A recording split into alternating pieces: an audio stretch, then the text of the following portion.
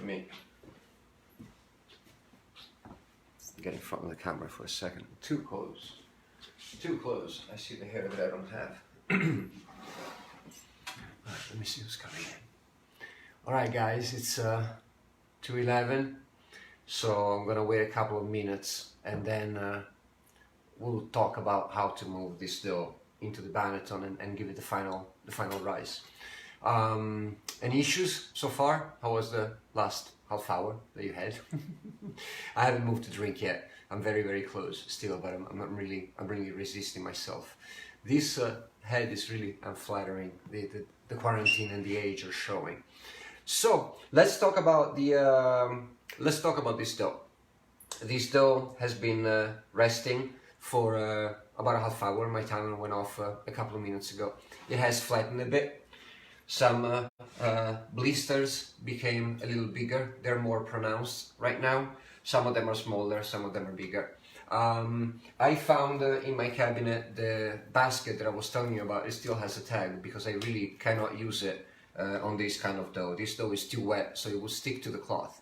So this is actually a proofing basket that you can use really well for rye breads or whole wheats, stuff that has a little bit more density, that is a little drier on the outside, and they proof really well in that. The good thing is that they don't leave marks, so when you flip it, you can score it, you can design it with a, with a blade or with a scorer, or with a, sharp knife. What I use is this that I showed you before. So now I'm gonna fill it up with a mix of flour. My mix is 50% regular flour and 50% rice flour. As I told you, the rice flour really helps preventing the dough from sticking. So this is about a couple of handfuls, alright, that will go in. And what I do is just I roll it nice into every crease from the bottom towards me. I let it fall to the side a little bit if it's too much. But what is important is that you do not know how much your bread will rise at the end, how much time you're going to give it. So try to bring the coating all the way to the top in case you forget and your bread overproofs. So that's something that has happened to me. In general, you do not want a bread that fluffs out of the basket. You want a bread that stops, I would say, 3/4 in, because that is the space that it still has to grow once you put it inside the oven. If your dough overflows or gets above your flour mark, then all of a sudden you'll be kind of like messed up because it will start truly sticking.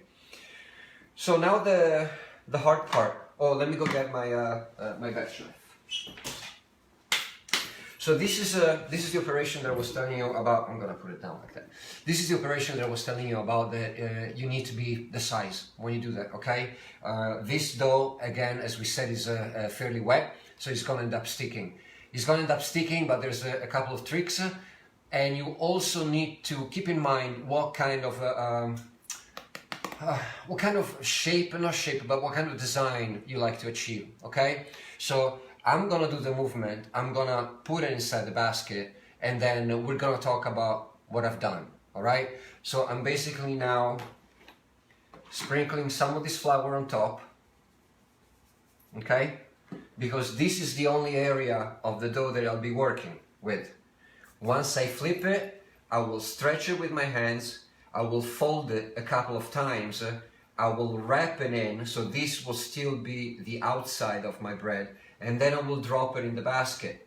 When I drop it in the basket, the seam of my fold, I put them in the bottom as opposed to put them in the top. And I'll show you how, okay? I'll try to present you the dough in short. Alright, so you scrape from one side, you grab with the other hand, you don't need really to have flour, just make sure that your hand is dry and that you have removed rings with skulls and various jewelry. You hold it in your hand and you gently stretch it forwards, toward. You give it a first fold, okay, so 1/3 in, and then you stretch it to the side to distend and then fold again. Then I grab the top and I wrap it around it.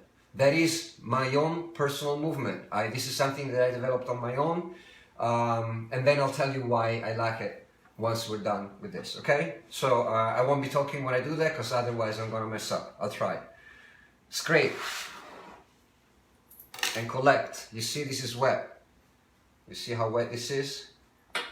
Put it down, give it a first fold, stretch to the side, I fold it again, I grab the front, I cover my bread.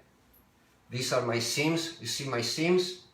I put them down, okay? So this is how it looks.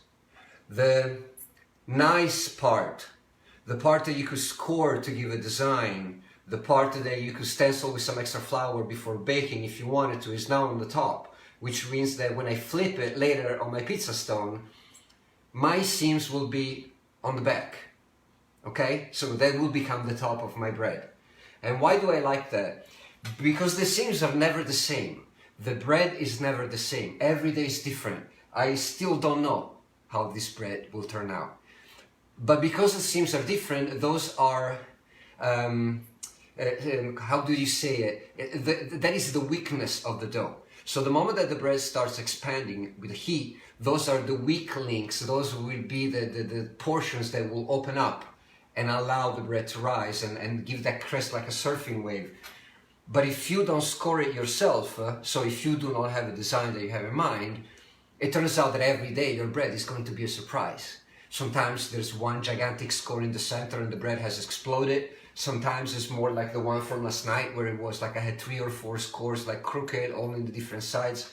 So ultimately, I use this basket just to proof it, and because I like the circular design a little bit, it has a little bit of a Zen component to that. But this is why I fold it the way that I do. And the funny thing is that I told you that several times, that I studied how to make bread on Chad Robertson's book. The photographer on that book was Eric Wolfinger, who I say hi always, anytime I can. And Eric became the photographer that Debbie and I chose to work on our 2 cookbooks. So he came here to the house in New York when we were working on the second cookbook, and no, on the first one actually. And I got to make the bread that I learned from the book that he worked on previously in front of him. And when he saw me do this, he was like, oh, that's weird. I never saw it done by anybody. It's like, we do it reverse.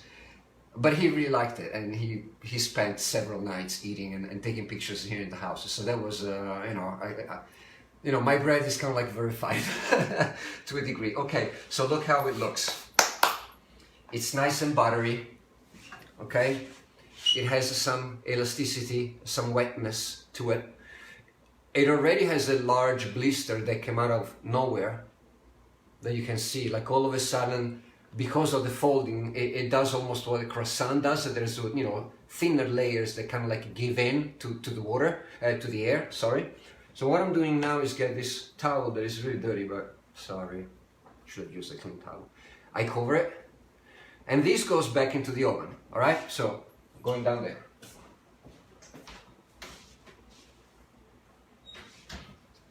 Should I get on my knees again? I'll get on my knees again. It seems the easiest.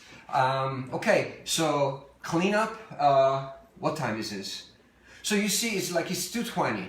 I got some blistering. I got a decent fold. I like the way that my dough feels to the touch. So I'm kind of like confident that then tonight we're gonna have a decent loaf to have dinner with. It is 2:19. So what do you want to do? You want to say 6 o'clock sharp per schedule? That's probably the best. 4 hours is a little longer, but this is the thing. You decide to do the bench rest, and this is a way that you can juggle your time during the day. If you think that your bread needs more time rising, this is a great moment to let it rise that extra hour, maybe even an hour and a half. Again, don't overproof it, otherwise it'll become really sour when you bake it, or it will plop out when you get it out of the basket. Do not forget, if we meet at 6, put an alarm at 5, preheat your oven to 500, and make sure that you have either a pizza peel, some parchment paper, even a metal tray could work, or your cast iron pot available, obviously. So now my bread is there. At 5 I will take it out, I will put my cast iron pot inside, and I'll crank the oven to 500 for a good 45 minutes to an hour. At 6, I promise we'll be drinking together. Tonight I think I'm cooking chicken with potatoes and carrots and stuff, so maybe I'll connect a little earlier and we can just like, you know, talk with a glass and do something like that. Time to clean up because my wife doesn't like when I leave her marble sticky. Mwah! Oh Jesus, I'll see you later. I'm coming. Bye guys, thanks for being here.